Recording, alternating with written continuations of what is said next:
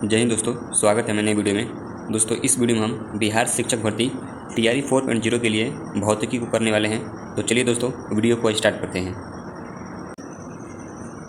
तो दोस्तों यहाँ पहला प्रश्न है, बॉल बेयरिंग का उपयोग अस्थायी घर्षण को निम्नलिखित में से किसमें परिवर्तित करने के लिए किया जाता है। ऑप्शन है रोलिंग घर्षण में, कर्षण में, सर्पी घर्षण में, एक से अधिक, कोई नहीं। दोस्तों इसमें बताना है कि बॉल बेयरिंग का उपयोग अस्थायी घर्षण को किसमें परिवर्तित करने के लिए किया जाता है। तो दोस्तों इसका राइट आंसर हो जाएगा ऑप्शन नंबर ए, रोलिंग घर्षण में। दोस्तों बॉल बेयरिंग का प्रयोग अस्थायी घर्षण को रोलिंग घर्षण में चेंज करने के लिए किया जाता है।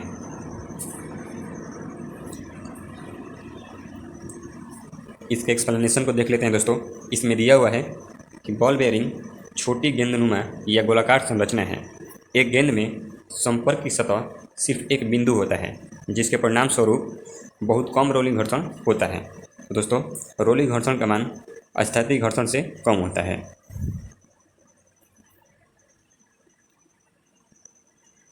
अगला प्रश्न है दोस्तों, अगला प्रश्न दिया हुआ है, फुटबॉल के खेल में एक गोलकीपर फुटबॉल को गोल में पकड़ने के बाद अपने हाथों को पीछे की ओर खींचता है। यह गोलकीपर को किस प्रकार सक्षम बनाता है।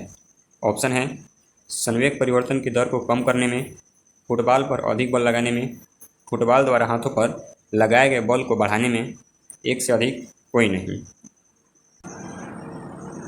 तो दोस्तों इसका राइट आंसर हो जाएगा ऑप्शन नंबर ए, संवेग परिवर्तन की दर को कम करने में।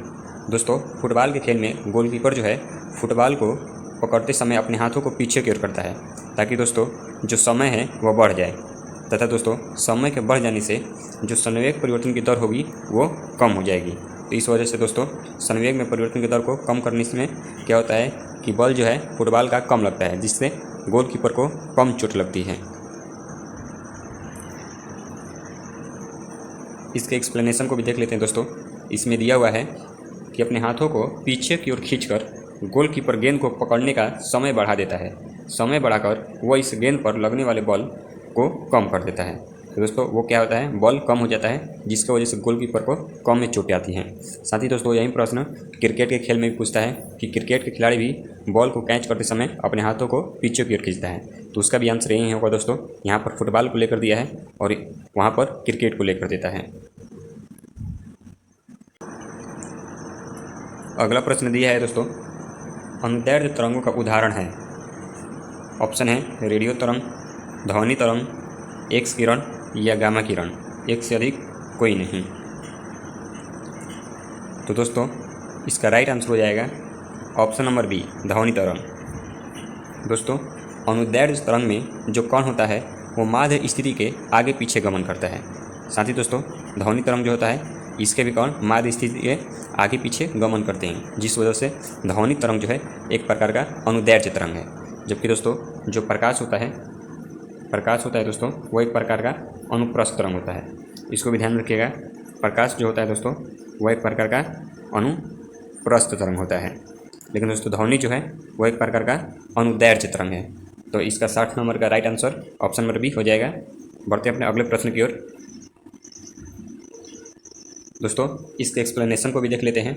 इसमें दिया हुआ है कि किसी माध्यम में यांत्रिक तरंग के संचरित होने पर यदि माध्य के कण तरंग के संचरण की दिशा के समानांतर कंपन करते हैं। समानांतर कहने का अर्थ है दोस्तों माध्य कण अपने माध्य स्थिति के आगे पीछे कंपन करते हैं, तो उस तरंग को अनुदैर्ध्य तरंग कहते हैं। उस तरंग को दोस्तों अनुदैर्ध्य तरंग कहा जाता है।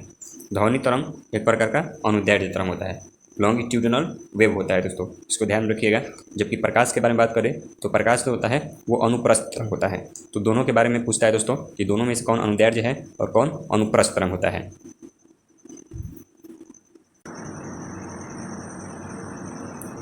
अगला प्रश्न दोस्तों यहाँ दिया हुआ है, जब एक ध्वनि तरंग एक माध्यम से दूसरे माध्यम में जाती है तो वह राशि जो अपरिवर्तित रहती है। बताना है दोस्तों इसमें कौन सा राशि जो है वो अपरिवर्तित रहता है, अर्थात वो नहीं बदलता है। ऑप्शन है आवृत्ति, आयाम, तरंगदैर्ध्य या फिर चाल, एक से अधिक, कोई नहीं। तो दोस्तों इसका राइट आंसर हो जाएगा ऑप्शन नंबर ए, आवृत्ति। दोस्तों, जब एक ध्वनि तरंग एक माध्यम से दूसरे माध्यम में जाती है तो उसकी आवृत्ति चेंज नहीं होती है, जबकि दोस्तों उसका आयाम, तरंगदैर्घ्य और चाल ये तीनों जो है माध्यम के अनुसार चेंज हो जाते हैं, लेकिन आवृत्ति जो है वो कभी भी चेंज नहीं होती है, वो कभी भी नहीं बदलती है।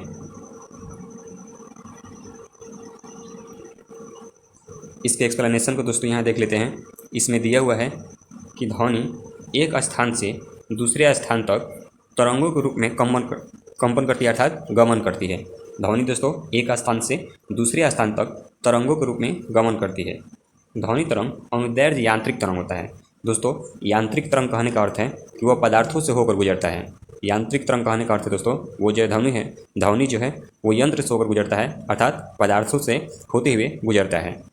जब ध्वनि एक माध्यम से दूसरे माध्यम में जाती है तो ध्वनि की चाल तथा तरंगदैर्घ्य बदल जाता है, जबकि दोस्तों उसकी आवृत्ति नहीं बदलती है। उसकी आवृत्ति दोस्तों नहीं बदलती है।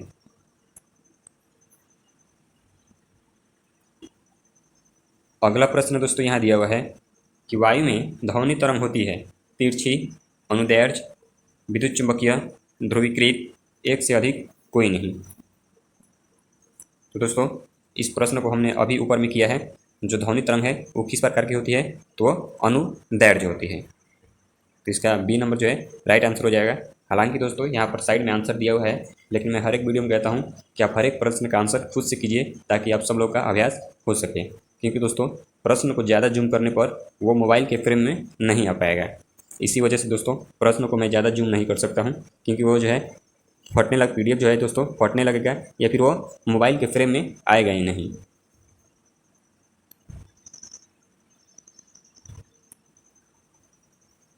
इसके एक्सप्लेनेशन को दोस्तों देख लेते हैं। इसमें दिया हुआ है कि ध्वनि तरंग यांत्रिक तरंगें होती है। यांत्रिक तरंगों का मेन अर्थ बताया दोस्तों, यांत्रिक तरंगें मतलब उन तरंगों को कहते हैं जो कि यंत्र के माध्यम से होकर गुजरती है, अर्थात दोस्तों पदार्थों के माध्यम से होकर गुजरती है। जैसे दोस्तों ध्वनि जो है उसको गुजरने के लिए किसी न किसी पदार्थ की आवश्यकता होगी, या तो वो द्रव हो या गैस हो या फिर ठोस हो। वो बिना ठोस, द्रव या गैस के किसी भी निर्वात में गुजर नहीं सकती है। निर्वात में दोस्तों ध्वनि जो है गुजर नहीं सकती है। उसको गुजरने के लिए किसी न किसी माध्यम की आवश्यकता होती है, किसी न किसी पदार्थ की आवश्यकता होती है। आगे दिया है उनके संचरण के लिए द्रव्यात्मक माध्यम जैसे ठोस, द्रव, गैस की आवश्यकता होती है। वायु या गैस में ध्वनि तरंग अनुदैर्घ्य होती है। दोस्तों वायु या गैस में ध्वनि जो है अनुदैर्घ्य होती है, क्योंकि इस माध्यम के घटक तरंग की गति की दिशा के अनुदिश गमन करते हैं। तरंग की गति की दिशा के दोस्तों अनुदिश गमन करते हैं, अर्थात माध्य स्थिति के समानांतर जो है कण गति करते हैं।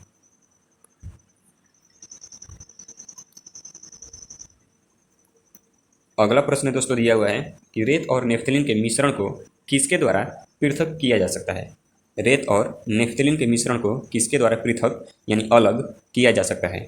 ऑप्शन है ऊर्ध्वपातन, आसवन, क्रोमैटोग्राफी, आंशिक आसवन, एक से अधिक, कोई नहीं। तो दोस्तों इसका राइट आंसर हो जाएगा ऑप्शन नंबर ए, ऊर्ध्वपातन। दोस्तों ऊर्ध्वपातन के बारे में हम जानते हैं कि ऊर्ध्वपातन एक ऐसी प्रक्रिया है जिसके अंतर्गत कोई ठोस पदार्थ जो है वह द्रव में बदले बिना सीधे गैस में बदल जाता है। दोस्तों इस प्रक्रिया में जानते हैं कि जो ठोस पदार्थ होता है वो गैस में बदले बिना वो द्रव में बदले बिना सीधे किस में परिवर्तित हो जाता है दोस्तों, वो गैस में परिवर्तित हो जाता है। इस प्रक्रिया के अंतर्गत, ऊर्ध्वपातन प्रक्रिया के अंतर्गत दोस्तों जो ठोस होता है दोस्तों वो द्रव में बदले बिना सीधे किस चीज़ में बदल जाता है, तो सीधे गैस में बदल जाता है। इसी प्रक्रिया के द्वारा दोस्तों हम रेत और नेफ्थलीन के मिश्रण को अलग कर सकते हैं।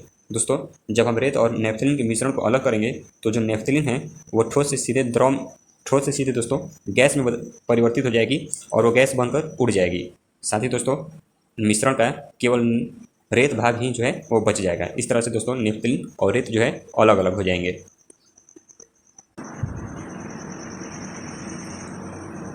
इसके भी एक्सप्लेनेशन को दोस्तों देख लेते हैं, क्योंकि दोस्तों एक्सप्लेनेशन को देखना काफ़ी महत्वपूर्ण है, ताकि दोस्तों प्रश्न के आसपास भी जो प्रश्न बन सकते हैं उसको भी हम लोग समझ सकें। इसमें दिया है दोस्तों नेफ्थलीन ऊर्ध्वपातन का गुण प्रदर्शित करता है, अतः रेत और नेफ्थलीन के मिश्रण को ऊर्ध्वपातन, जिसको इंग्लिश में दोस्तों सब्लिमेशन कहा जाता है, द्वारा अलग किया जा सकता है। ऊर्ध्वपातन वह प्रक्रिया है जिसमें कोई पदार्थ ठोस अवस्था से वाष्प अवस्था में बिना तरल अवस्था ग्रहण किए परिवर्तित हो जाता है। ठोस से दोस्तों सीधे वाष्प यानी कि गैस में सीधे परिवर्तित हो जाता है, वो भी दोस्तों बिना तरल अवस्था में। बिना तरल अवस्था में जाए दोस्तों, वो बिना तरल अवस्था में जाए, बिना दोस्तों तरल अवस्था में जाए वो सीधे वाष्प अवस्था अर्थात गैस अवस्था में परिवर्तित हो जाता है।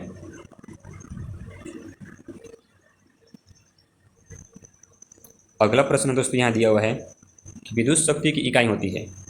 ऑप्शन है एम्पियर, वोल्ट, कूलाम, वाट, एक से अधिक कोई नहीं। तो दोस्तों इसका राइट आंसर हो जाएगा ऑप्शन नंबर डी, वाट।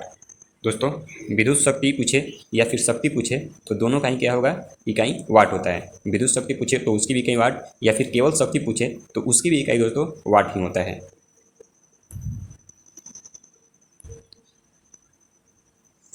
इसके एक्सप्लेनेशन को दोस्तों देख लेते हैं। इसमें दिया हुआ है कि भौतिकी में शक्ति या विद्युत शक्ति की वह दर है जिस पर कोई कार्य किया जाता है या ऊर्जा संचारित होती है। यहाँ पर दोस्तों शक्ति बराबर दिया है कार्य बटा में समय। तो ये दोस्तों सूत्र काफ़ी इंपॉर्टेंट है, P बराबर W बटा में T, जहाँ पर दोस्तों P शक्ति है, P यानी पावर जिसको हिंदी में शक्ति कहा जाता है, W यानी वर्क जिसको हिंदी में कार्य कहते हैं, या फिर इसके जगह पर ऊर्जा भी लिख सकते हैं, और साथ ही T मतलब टाइम जिसको हिंदी में समय कहा जाता है। आगे दिया है दोस्तों विद्युत शक्ति की इकाई वाट होती है जो जूल प्रति सेकंड के बराबर होता है। इसको भी ध्यान में रखिएगा, ये दोस्तों जूल प्रति सेकंड के बराबर होता है। अगला प्रश्न है दोस्तों दिया हुआ है यहाँ पर, निम्नलिखित में से कौन सा सही सुमेलित नहीं है। इसमें बताना है दोस्तों कौन सा सही सुमेलित नहीं है। ऑप्शन है वोल्टमीटर विभवांतर, अमीटर विद्युत धारा, पोटेंशियोमीटर विद्युत वाहक बल, गैल्वेनोमीटर विद्युत प्रतिरोध, एक से अधिक कोई नहीं। तो दोस्तों इसका राइट आंसर हो जाएगा ऑप्शन नंबर डी, गैल्वेनोमीटर विद्युत प्रतिरोध। ये दोस्तों सही मिलान नहीं है, क्योंकि दोस्तों यहाँ पर जो वोल्ट मीटर है वो विभवांतर की माप करता है, अमीटर जो है विद्युत धारा की माप करता है, पोटेंशियोमीटर जो है विद्युत वाहक बल की माप करता है यानी ईएमएफ की माप करता है दोस्तों, जबकि गैल्वेनोमीटर विद्युत धारा का पता लगाता है, सूक्ष्म विद्युत धारा को मापता है दोस्तों। ये जो गैल्वेनोमीटर होता है ये जो है सूक्ष्म विद्युत धारा को मापता है, सूक्ष्म धारा, इसको ध्यान में रखिए दोस्तों। ये जो होता है सूक्ष्म धारा का पता लगाता है। यहाँ पर दोस्तों सूक्ष्म धारा होना चाहिए, ये विद्युत प्रतिरोध गलत है, यहाँ पर सूक्ष्म धारा होना चाहिए, इसी वजह से हमें गलत चुनना था, कौन नहीं है, तो इस तरह से हमारा डी जो है राइट आंसर हो जाएगा, ये सही सुमेलित नहीं है। इसके एक्सप्लेनेशन को दोस्तों देख लेते हैं। इसमें दिया है दोस्तों कि गैल्वेनोमीटर का प्रयोग एक छोटी विद्युत धारा को रिएक्टर करने हेतु किया जाता है। छोटी विद्युत धारा यानी दोस्तों सूक्ष्म विद्युत धारा को रिएक्टर करने हेतु किया जाता है। आगे दिया है कि विद्युत प्रतिरोध का मापन ओम मीटर द्वारा किया जाता है। विद्युत प्रतिरोध का मापन दोस्तों ओम मीटर द्वारा किया जाता है। अगला प्रश्न दोस्तों यहाँ दिया हुआ है कि टरबाइन एवं डायनेमो से बिजली प्राप्त करने में किस ऊर्जा को विद्युत ऊर्जा में परिवर्तित करते हैं। पूछ रहा है दोस्तों टरबाइन एवं डायनेमो से हम लोग किस ऊर्जा को विद्युत ऊर्जा में परिवर्तित करते हैं। ऑप्शन है रासायनिक ऊर्जा को, सौर ऊर्जा को, मैकेनिकल ऊर्जा को, मैग्नेटिक ऊर्जा को। तो दोस्तों इसका राइट आंसर हो जाएगा ऑप्शन नंबर सी, मैकेनिकल ऊर्जा को। दोस्तों मैकेनिकल ऊर्जा जिसको हिंदी में यांत्रिक ऊर्जा भी बोलते हैं, इसको दोस्तों हिंदी में यांत्रिक ऊर्जा भी बोलते हैं। तो कई बार दोस्तों इसको हिंदी में देता है लेकिन यहाँ पर इंग्लिश में दिया हुआ है, तो इसको भी ध्यान में रखिए, कंफ्यूज नहीं होना है। इसका हिंदी में यांत्रिक ऊर्जा को, तो दोस्तों टरबाइन एवं डायनेमो दोनों ही यांत्रिक ऊर्जा को विद्युत ऊर्जा में परिवर्तित कर देते हैं। एक्सप्लेनेशन में वही बात दिया हुआ है दोस्तों। बढ़ते अपने अगले प्रश्न पर।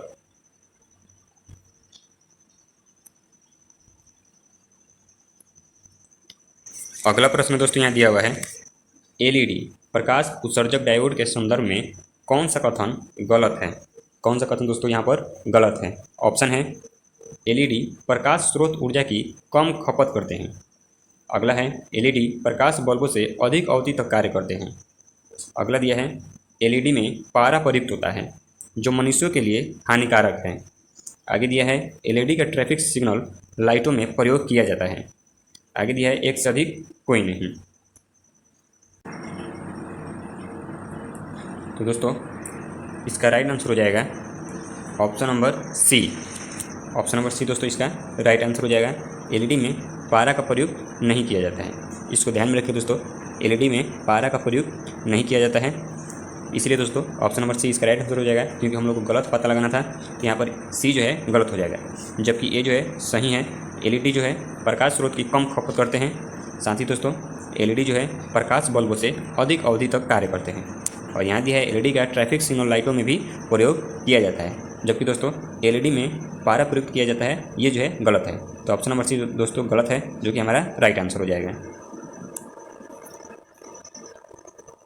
इसके एक्सप्लेनेशन को दोस्तों देख लेते हैं। इसमें दिया हुआ है कि एलईडी, जिसको लाइट इमिटिंग डायोड कहा जाता है दोस्तों, इंग्लिश में लाइट इमिटिंग डायोड कहा जाता है, यह एक अर्धचालक उपकरण है जो विद्युत धारा प्रवाहित होने पर प्रकाश उत्पादन करता है। इसके मिश्रण में gallium phosphide, indium gallium nitride आदि का उपयोग किया जाता है। इसमें पारे का उपयोग नहीं किया जाता है। इसको ध्यान रखिए दोस्तों, इसमें पारे का प्रयोग नहीं किया जाता है।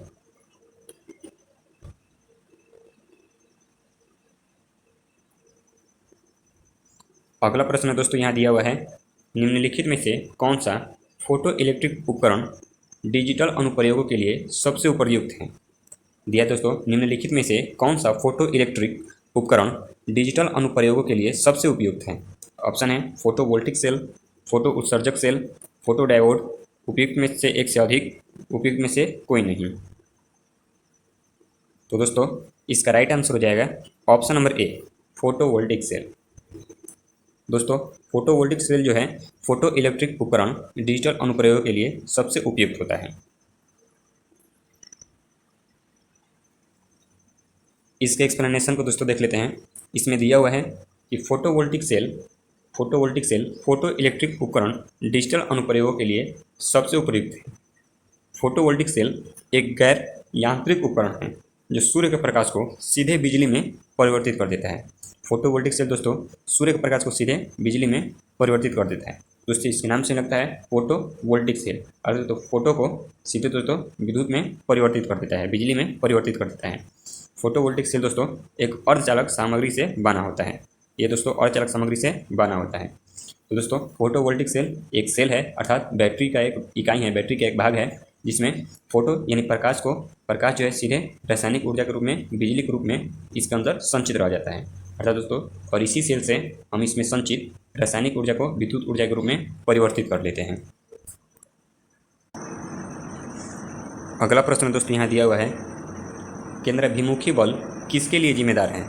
ऑप्शन है अंतरिक्ष में वस्तु की स्वतंत्र गति के लिए, वस्तु को वृत्ताकार पथ पर गतिमान रखने के लिए, वस्तु को सीधी रेखा के साथ उड़ाने के लिए, एक से अधिक कोई नहीं। तो दोस्तों इसका राइट आंसर हो जाएगा ऑप्शन नंबर बी, वस्तु को वृत्ताकार पथ पर गतिमान रखने के लिए। क्यों दोस्तों, केंद्राभिमुखी बल का मतलब होता है वैसा बल जो केंद्र की ओर लगता हो। केंद्राभिमुखी का मतलब दोस्तों जो केंद्र की ओर लगता हो। तो दोस्तों केंद्र की ओर जो बल लगता है वो वृत्ताकार पथ पर गतिमान रखता है। इसके एक्सप्लेनेशन को दोस्तों देख लेते हैं। इसमें दिया हुआ है कि एक समान वृत्तीय गति में गति स्थिर होती है लेकिन दिशा बदलती है। वृत्तीय गति में दोस्तों गति जो है वो स्थिर रहती है, लेकिन उसकी दिशा जो है हर एक बिंदु पर परिवर्तित होती रहती है। आगे दिया है कि दिशा या वेग बदलने के लिए जिस बल की आवश्यकता होती है उसे अभिकेंद्र बल कहते हैं। उसको दोस्तों अभिकेंद्र बल कहते हैं, जो कि केंद्र की ओर लगता है। उदाहरण के लिए यदि किसी डोरी से बंधे हुए पत्थर को कोई व्यक्ति घुमाता है तो वह अभिकेंद्रीय यानी केंद्राभिमुखी बल कार्य करता है। दोस्तों जब हम किसी रस्सी में पत्थर बांधकर उसको नचाते हैं तो उस पर केंद्राभिमुखी बल यानी अभिकेंद्र बल कार्य करता है।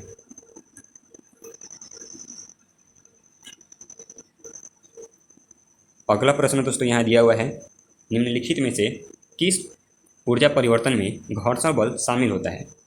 निम्नलिखित में से किस ऊर्जा परिवर्तन में घर्षण बल जो है दोस्तों शामिल रहता है। ऑप्शन है गतिज ऊर्जा से ऊष्मा ऊर्जा में, स्थितिज ऊर्जा से ध्वनि ऊर्जा में, रासायनिक ऊर्जा से ऊष्मा ऊर्जा में, एक से अधिक कोई नहीं। तो दोस्तों इसका राइट आंसर हो जाएगा ऑप्शन नंबर ए, गतिज ऊर्जा से। ऑप्शन नंबर ए दोस्तों इसका राइट आंसर हो जाएगा गतिज ऊर्जा से ऊष्मा ऊर्जा में परिवर्तित करने के दौरान घर्षण बल जो है शामिल रहता है।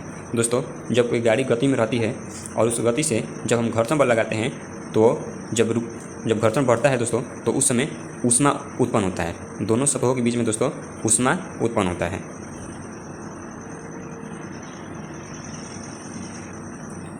इसके एक्सप्लेनेशन को भी दोस्तों देख लेते हैं। इसमें दिया हुआ है कि घर्षण बल स्थिर स्थिति के साथ साथ गतिमान स्थिति में भी लागू होता है।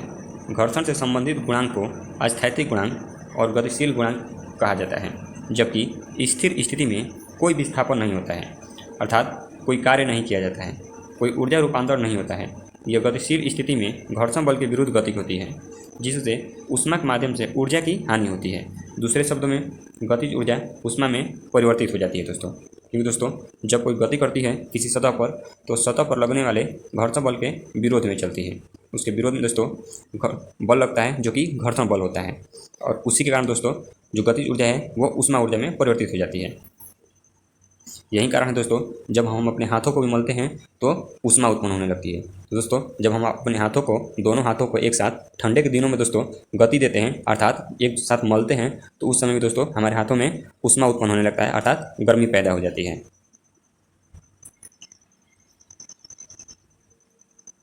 अगला प्रश्न दोस्तों यहाँ दिया हुआ है, एक बस सीधे रास्ते पर चल रही है और अचानक दाईं ओर एक तेज मोड़ लेती है, तो बस में बैठे यात्री दाईं ओर झुकेंगे, आगे की ओर गिरेंगे, बाईं ओर झुकेंगे, एक से अधिक कोई नहीं। तो दोस्तों इसका राइट आंसर हो जाएगा ऑप्शन नंबर सी हो जाएगा दोस्तों। Right answer option number C, अर्थात बाईं ओर झुकेंगे। दोस्तों आप भी जब कभी गाड़ी में बैठे होंगे तो आपने भी अनुभव किया होगा, जब गाड़ी अचानक दाईं ओर घूमती है तो हम उसके विपरीत दिशा में गिरते हैं, अर्थात दोस्तों जब दाईं ओर वो गमन करती है तो हम लोग बाईं ओर झुक जाते हैं, अर्थात बाईं ओर दोस्तों हम लोग गिरने लगते हैं। इसको भी दोस्तों हम सभी ने कभी ना कभी अनुभव किया होगा, जब हम गाड़ियों में बैठते हैं, बस में, ट्रक में जब हम बैठते हैं दोस्तों, तो हमने इसको अनुभव किया है।